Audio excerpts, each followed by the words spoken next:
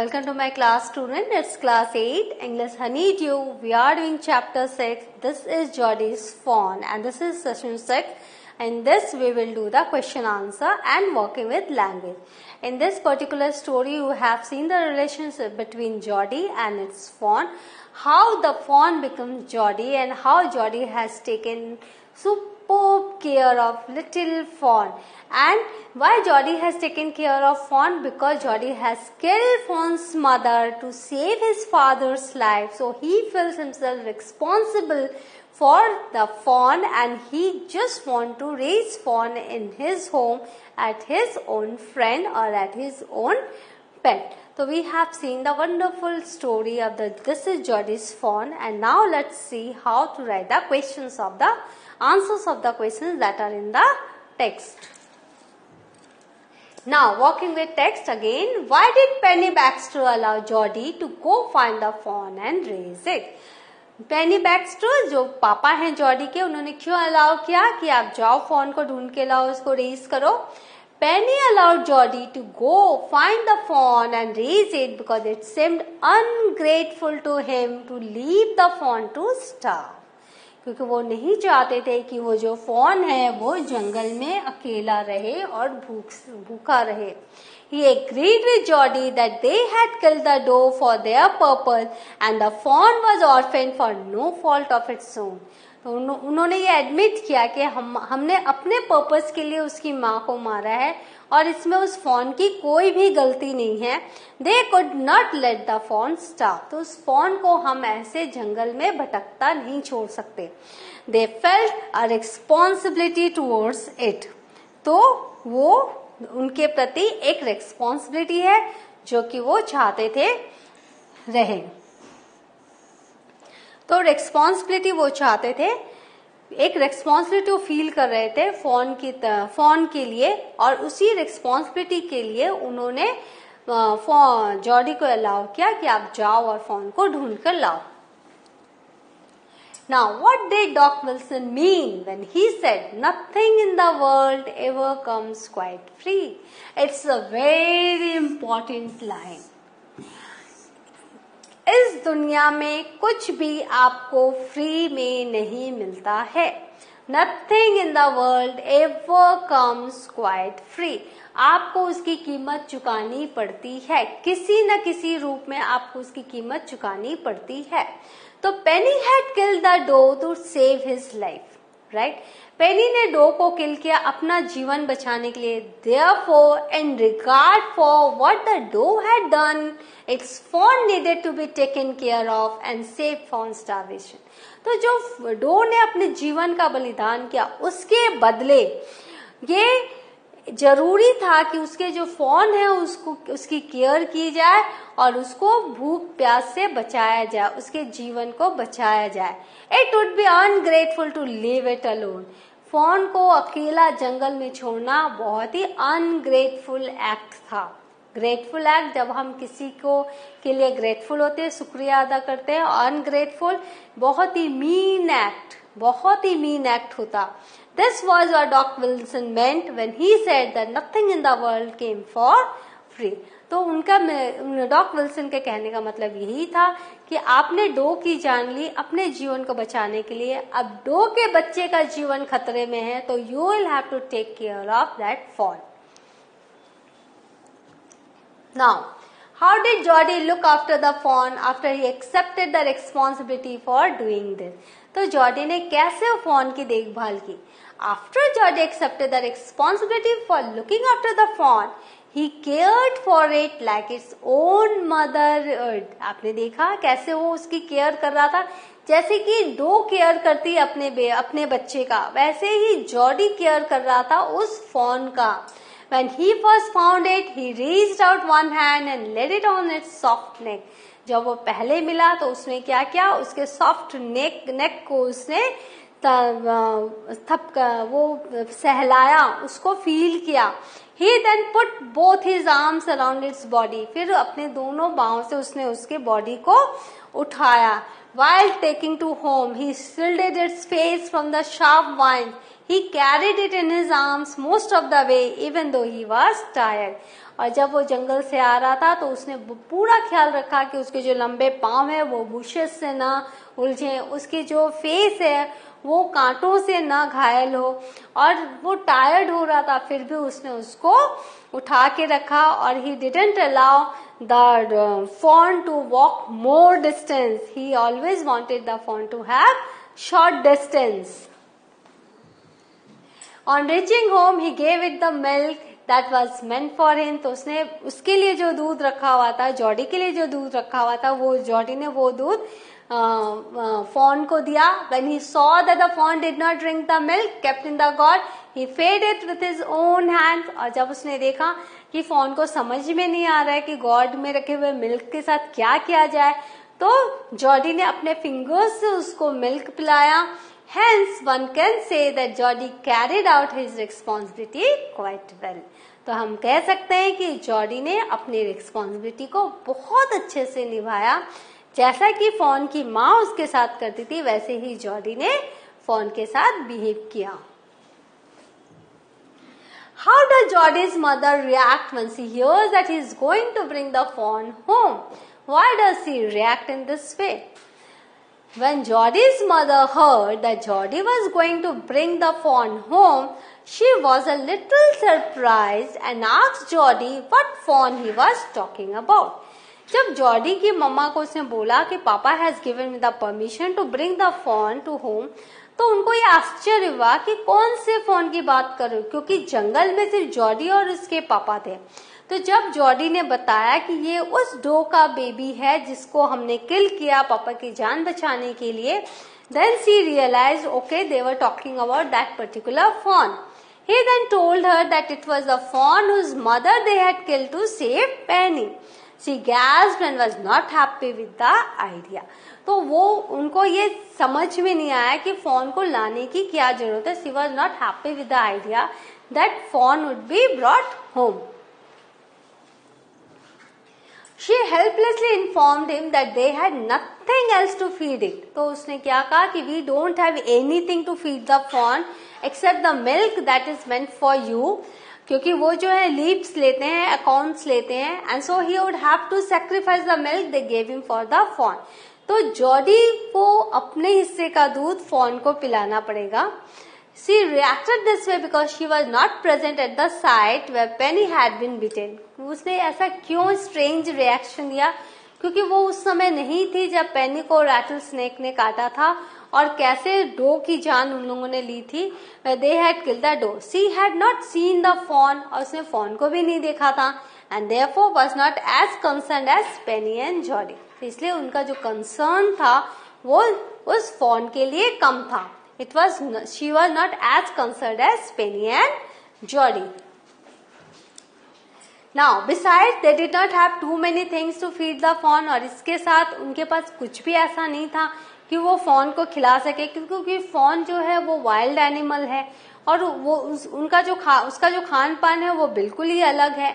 On their home, and she may have been worried about how she would feed the fawn. और उसको ये भी इसलिए चिंता हो गई कि उस फॉन को घर लाके उसको हम बड़ा कैसे करेंगे, उनको हम क्या खिलाएंगे. तो इस तरह से that Jody's mom reacted in this way. Now, working with language, it's very important. Here are some questions in direct speech. Put them into reported speech. Penny said, "Do you really want it, son?" See, यहाँ जो reported speech है, this is the narration. This is a very important part of English grammar. In this, you learn how to convert dialogue into an indirect way.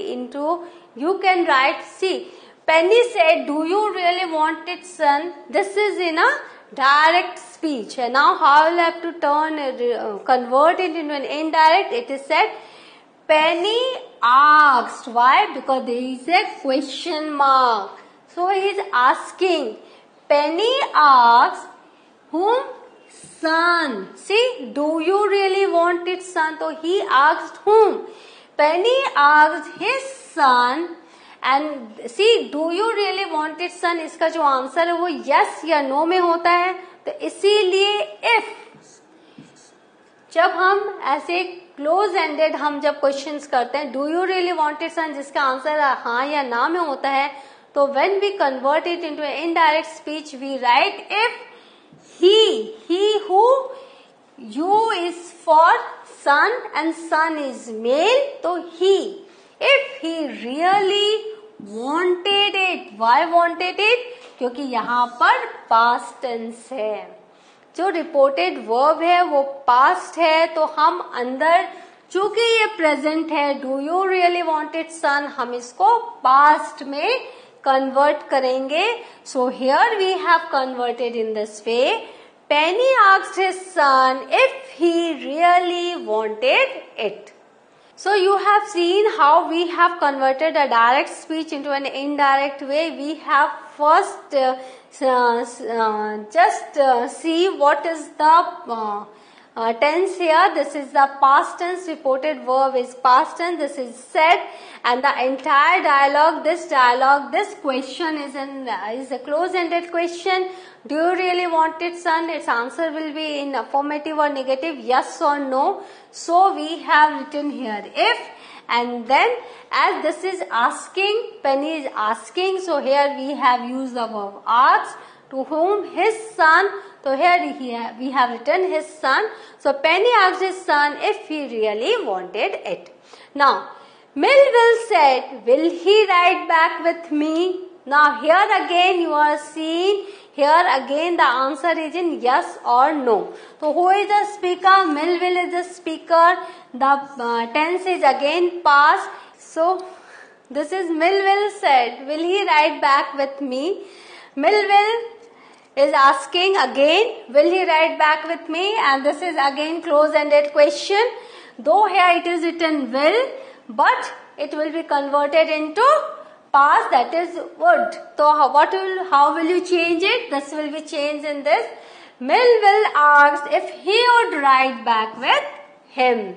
See, me is for Melville and he is a male. So here we are writing if he would ride back with him. So here we have changed the pronoun also. Me has become him. Now he said to Melville, do you think the fawn is still there? Now here again this is a close-ended. Here you are seeing the answer will be in yes or no. So he said to Melville, so do you think? So he asked Melville. Just to remove the inverted commas and comma, we have used if. Same here. If he, you is for Melville. So if he would be, if he thought, because this is think, and here our form is past tense. So think would be thought. If he thought the fawn, here is will be converted into was still there. It's very simple to convert direct to indirect. He asked Melville if he thought the fawn was still there. Now he asked Melville, will you help me find him? Now here you are saying he and here me. Me is for he. So and you is for Melville. And this is past form. So how will you write? He asked Melville, just to remove this we have used if he would, this you is for Melville, Melville is a male, so if he would help him, because me is for he, so it would be him, find him. So in this way the same procedure you will have to follow when you are converting direct into indirect. Now he said, was it up here that Pa got bitten by the snake? Then again the same, he asked if it was up there, here will be there. that Pa had got bitten by the snake. When there is a past tense inside again, see here you are seeing the entire sentence is in present tense or in the future tense. But यहाँ आप देख रहे हैं past में भी है, बाहर भी past, अंदर भी past, तो ये past perfect में convert हो जाता है. He asked if it was up there that Pa had got bitten by the snake.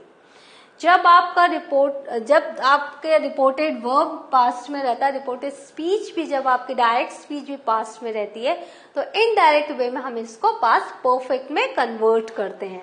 तो in these are the rules you will have to be very careful in applying the rules. Now say whether the verb in each sentence below is transitive or intransitive. Ask yourself, what about the verb?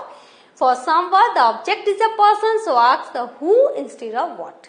तो आपको पूछना पड़ेगा object के लिए, जहां पर भी जिस सेंटेंस में आपको सब्जेक्ट एंड ऑब्जेक्ट मिलेंगे वो ट्रांजिटिव वर्ब रहेगा, जहां ऑब्जेक्ट नहीं मिलेगा वहां वो इनट्रांजिटिव वर्ब रहेगा. हमने वर्ब सेशन में ये किया हुआ है. तो Jody then went to the kitchen. यहाँ आप देख रहे हो जॉडी सब्जेक्ट है, लेकिन वेंट टू द किचन इसका जो एक्शन है वो पास नहीं हुआ है ऑब्जेक्ट की तरफ, तो ये क्या हुआ, ये इनट्रांजिटिव वर्ब है. क्योंकि ट्रांजिटिव वर्ब में जो सब्जेक्ट का जो एक्शन है, डूअर का जो एक्शन है वो पास ओवर होता है ऑब्जेक्ट की तरफ, लेकिन यहाँ पर कोई भी ऑब्जेक्ट नहीं है. Jody then went to the kitchen, तो ये इनट्रांजिटिव वर्ब है. The fawn wobbled after him. यहाँ पर क्या है, इसमें भी देखो कोई भी एक्शन है वो ऑब्जेक्ट की तरफ पास नहीं हुआ है, तो this is again intransitive. You found him. तो you is a subject, found is a verb, him is a object. You found who? You found him. तो ऑब्जेक्ट यहाँ है तो ये ट्रांजिटिव वर्ब हो गया. He picked it up. He picked what? He picked it. तो ये भी एक ट्रांजिटिव वर्ब हो गया. He dipped his fingers in the milk. He dipped his fingers in the milk. He dipped what? His fingers. तो ये भी transitive verb हो गया. Now it bleated frantically and butted him. यहाँ पर it bleated frantically ये intransitive है, but it butted him ये transitive है. It bleated frantically ये intransitive, but it butted him ये transitive. The fawn sucked his fingers. The fawn sucked what? His fingers. तो ये transitive है. He lowered his fingers slowly into the milk. He lowered what? His fingers. तो ये भी transitive है.